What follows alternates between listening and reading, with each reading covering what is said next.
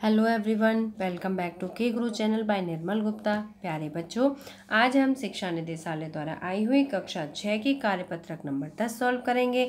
हमारा विषय हिंदी और हिंदी में हम पढ़ेंगे पाठ नादान दोस्त का भाग 3। बच्चों, आप पिछली 2 वर्कशीट में भी इसी पाठ को पढ़ चुके हो। आज हम भाग 3 पढ़ेंगे इसका। तो जो एंट्रीज आप अपनी कॉपी पकड़ने वाले हो वो मैं बता देती हूँ। आपको अपना नाम लिखना है, कक्षा अध्यापक का नाम लिखना है, आपको तिथि यानी डेट लिखनी है 29 अक्टूबर 2020। ठीक है बच्चों, तो इस तरह से आप डेट लिखेंगे। इसके बाद बच्चों मैं आपको थोड़ा सा पार्ट पिछली वर्कशीट के बारे में बता दूं कि आपने इस कहानी में पढ़ा था नादान दोस्त में कि इसमें 2 मुख्य पात्र हैं, एक है केशव और एक है श्यामा। ये दोनों भाई बहन हैं, है ना। और इनके घर पर जो कार्निस है उस पर चिड़िया ने कुछ अंडे दिए, है ना। और उन अंडों के बारे में इन दोनों के मन में बहुत सारी बातें आती हैं कि किस तरह से इन अंडों को सुरक्षित रखा जाए और कैसे इन अंडों से बच्चे निकलेंगे। तो ये तरह तरह की बातें इनके मन में आती हैं। अब जो अंडे हैं उनको ये सुरक्षित रखने के लिए, उनकी हिफाजत करने के लिए ये प्लान भी बनाते हैं दोनों बच्चे, है ना। तो किस तरह से उन्होंने अंडों की हिफाजत की ये हम आज की वर्कशीट में पढ़ेंगे। ठीक है बच्चों, तो देखो मैं आपको पहले चित्र के माध्यम से समझाती हूँ। आपकी वर्कशीट में जो चित्र दिया है उससे आपको बहुत अच्छी तरह समझ में आएगा। देखो बच्चों, ये केशव है और ये श्यामा है। ये दोनों, क्योंकि ये कार्निस ऊंचा है, इस पर नहीं पहुँच सकते, तो प्लान बनाते हैं कि किस तरह से यहाँ पहुँचा जाए और कैसे उन अंडों की सुरक्षा की जाए। तो सबसे पहले एक चौकी लेके आते हैं, नहाने वाली चौकी। यहाँ आप देख सकते हैं ये एक चौकी है। फिर चौकी के ऊपर ये एक स्टूल रखते हैं, है ना। स्टूल के ऊपर चढ़कर केशव इन अंडों को सुरक्षित रखने की कोशिश करता है। ठीक है बच्चों, अब ये जो स्टूल है ये भी हिल रहा है, इसकी जो चारों टांगे हैं वो बराबर नहीं है। तो ये श्यामा है, ये उसका सहयोग करती है, स्टूल को कसकर पकड़ती है और फिर केशव उन अंडों को सुरक्षित रखने का प्रयास करता है। ठीक है बच्चों, तो अब हम इस स्टोरी को वर्कशीट के माध्यम से समझेंगे। बच्चों, पिछले कार्यपत्रक में हमने पढ़ा कि श्यामा और केशव के घर पर चिड़िया ने कार्निस के ऊपर अंडे दिए हैं। ठीक है बच्चों, जिसको लेकर दोनों के मन में तरह तरह के सवाल उठते हैं। उन दोनों ने मिलकर अंडों को धूप से बचाने के बारे में सोचा। अब आगे, और बच्चों क्या सोचा था, देखो अंडों को धूप से बचाने के बारे में क्या सोचा था। ये एक टोकरी लेके आए थे, है ना, और वो जो टोकरी थी वो बीच में से टूटी हुई थी। तो इन्होंने क्या किया, ये जो घोंसला था उस घोंसले के ऊपर उस टोकरी को रख दिया, है ना। तो उससे क्या हुआ कि जो टोकरी थी उससे जो धूप आ रही थी उन अंडों के ऊपर वो धूप आना बंद हो गई। और क्योंकि ये जो टूटा हुआ पार्ट था उसमें उन्होंने एक कपड़ा लगा दिया। तो इस तरह से इन्होंने अंडों की सुरक्षा करने का प्लान बनाया था। अब इससे और आगे हम पढ़ेंगे आज की वर्कशीट में कि और इन्होंने क्या क्या सोचा, किस तरह से अंडों की हिफाजत रखी जाए। तो देखिए, गर्मी के दिन थे, बाबूजी दफ्तर गए हुए थे।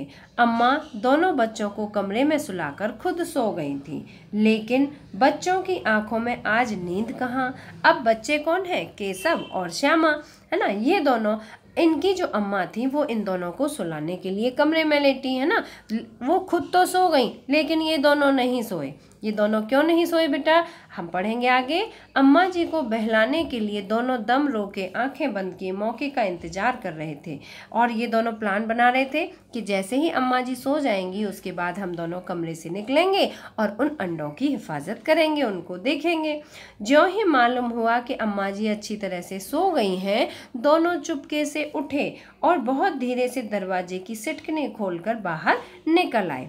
अब जैसे ही इन्हें पता चला कि इनकी जो अम्मा जी हैं वो सो गई हैं, उनको नींद आ गई है, तो ये दोनों ने चुपके से ये उठे और दरवाजे की सिटकनी मतलब कुंडी को खोला और बाहर निकल आए।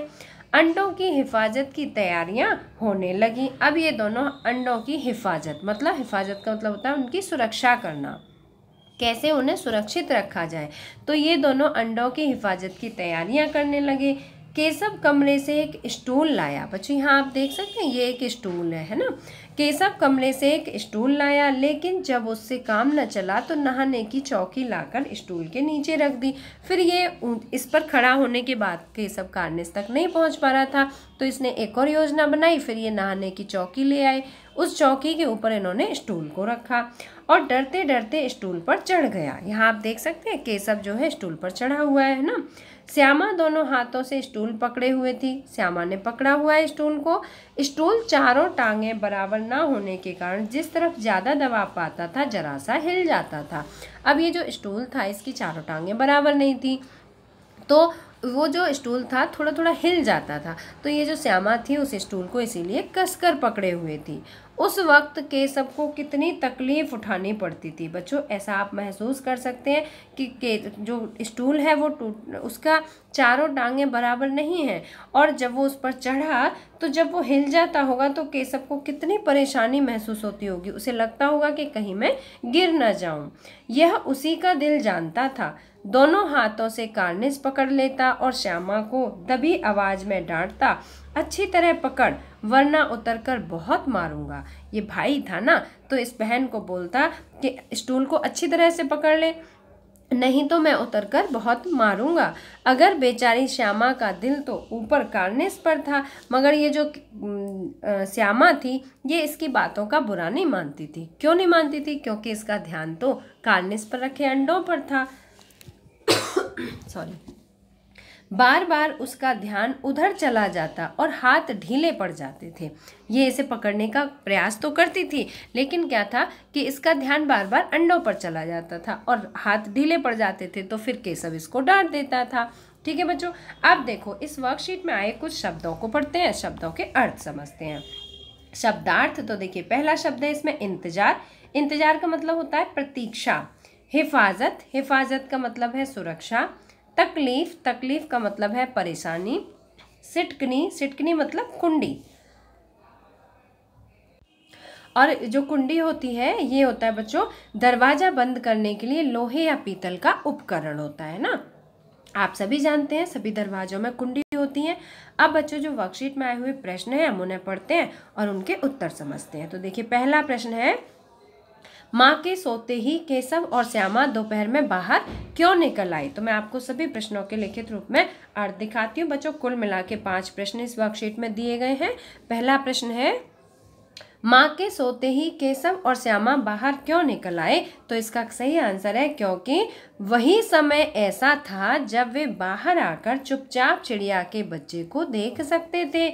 माँ उनको देख लेती तो अंडों को हाथ नहीं लगाने देती, क्योंकि माँ को पता होता कि ये अंडों को छूने जाएंगे तो माँ छूने नहीं देती, अंडों को देखने जाने नहीं देती, है ना। इसीलिए जब माँ सो गई तभी केशव और श्यामा बाहर निकलकर आए।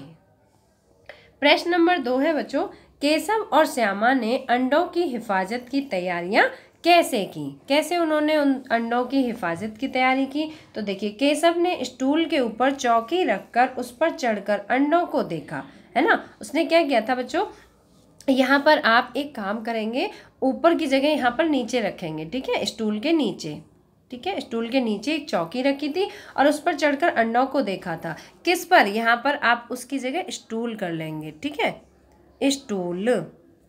ओके, स्टूल पर चढ़कर अंडों को देखा। उनकी हिफाजत करने के लिए अंडों के नीचे मुलायम कपड़े की गद्दी बिछा दी। बच्चों आप जब आप अपनी बुक से पाठ पढ़ेंगे तो आप उस पाठ में ये भी पढ़ेंगे कि उन्होंने अंडों की कैसे हिफाजत की थी। तो उस पाठ में ये भी बताया गया है कि उन्होंने जो अंडे थे उनके नीचे मुलायम कपड़े की गद्दी बिछा दी थी और अंडों की रक्षा करने के प्रयास में उनको छूकर गंदा भी कर दिया था। और इन सभी कार्यों में श्यामा ने उसका पूरा सहयोग दिया था। जैसा कि आपने चित्र के माध्यम से समझा था कि जब स्टूल हिल रहा था तो श्यामा उसे कसकर पकड़े हुए थी। ठीक है बच्चों, तो इस तरह से ये हुआ आपके प्रश्न नंबर 2 का उत्तर।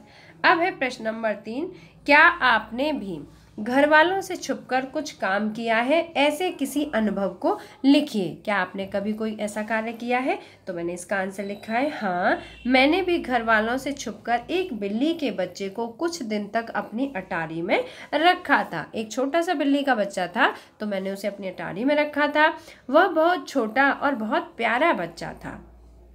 मैं उसको दूध तथा रोटी खिलाती थी। ठीक है बच्चों, अब उसको जैसे कभी कभी ऐसा भी होता है घर वालों को नहीं बताते हम, तो फिर कैसे उसको खाने पीने का इंतजाम किया जाए, तो हम अपने बट का जो अपने हिस्से का दूध होता था मैं उसे पिला देती थी, अपनी जो रोटी होती थी उसमें से रोटी उसके लिए बचा लेती थी, क्योंकि वो बहुत छोटा बच्चा था तो उसको आधी रोटी खिला देती थी। ठीक है, तो ये मेरा अनुभव है। आपका इसके अलावा कोई और अनुभव हो तो आप वो भी लिख सकते हैं।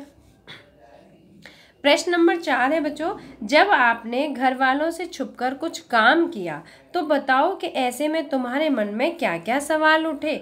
तो क्या सवाल उठे थे बच्चों?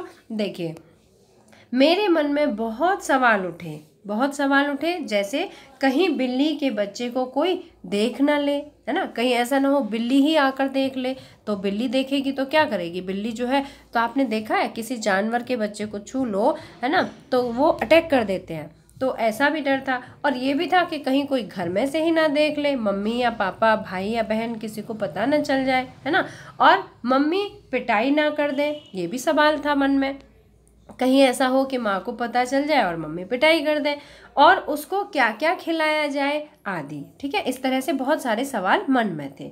तो ये इस तरह से आपके भी मन में बहुत सारे सवाल आए होंगे। अगर आपने कोई कार्य ऐसा किया होगा चुपकर, तो आप वो यहाँ पर लिख सकते हैं। अब बच्चों प्रश्न नंबर 5 है, दिए गए शब्दों से वाक्य बनाकर लिखिए। तो यहाँ पर मैं आपको कुछ शब्द बता रही हूँ, ठीक है, आप उन शब्दों के वाक्य यहाँ से देख सकते हैं। मैंने यहाँ पर पाठ से ही वाक्य बनाए हैं, आपको अगर उचित लगता है आप दूसरे वाक्य भी बना सकते हैं। तो पहला शब्द है इंतजार। तो देखिए, केशव व श्यामा ने अंडों से बच्चों के निकलने का बहुत इंतजार किया। ठीक है बच्चों। दूसरा शब्द है हिफाजत। बच्चों, इंतजार का आप यहाँ अर्थ भी लिख सकते हैं। इंतजार का मतलब होता है प्रतीक्षा करना। ठीक है, प्रतीक्षा करना। ठीक है, यहाँ पर आप शब्द भी लिख सकते हैं, इसका अर्थ भी लिख सकते हैं, प्रतीक्षा। दूसरा शब्द है हिफाजत। हिफाजत का मतलब होता है सुरक्षा। केशव ने अंडों की हिफाजत करने के लिए उनके नीचे मुलायम कपड़े की गद्दी बिछा दी। ठीक है। तीसरा वर्ड है बच्चों तकलीफ। तीसरा वर्ड है तकलीफ। तकलीफ का मतलब होता है परेशानी। स्टूल के हिल जाने पर केशव को बहुत तकलीफ होती थी। चौथा शब्द इस वर्कशीट में दिया हुआ है सिटकनी। सिटकनी का मतलब है कुंडी। कुंडी, इसका वाक्य है, माँ के सो जाने पर केशव व श्यामा धीरे से सिटकनी खोलकर अंडों को देखने आ जाते थे। तो बच्चों, ये हैं आपके सभी शब्दों के वाक्य, और अगर आप इनसे अलावा कोई दूसरे वाक्य बनाना चाहते हैं तो वो भी आप लिख सकते हैं।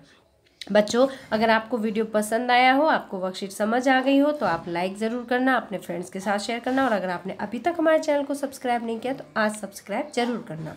मिलते हैं फिर इसी तरह की नेक्स्ट एजुकेशनल वीडियो में। Till then, bye bye, good luck to all of you.